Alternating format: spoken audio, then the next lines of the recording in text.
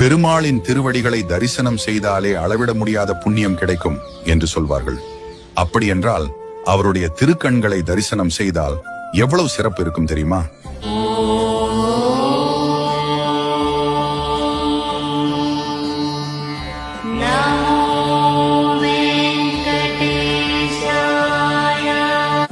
அந்த அரிய வாய்ப்பு வியாழக்கிழமை மட்டுமே கிடைக்கும். பொதுவாக மற்ற நாட்களில் திருப்பதி பெருமாள் பெரிய நாமம் மற்றும் அழகிய அலங்காரத்துடன் காட்சி தருவார். ஆனால் வியாழக்கிழமை அன்று நாமம் மிகவும் சிறியதாக இருக்கும். அதனால் பக்தர்கள் பெருமாளின் திருக்கண்களை தெளிவாக தரிசிக்க முடியும்.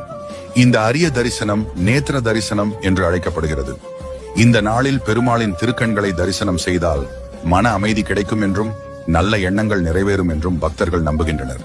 நீங்கள் வியாழக்கிழமை திருப்பதி பெருமாளின்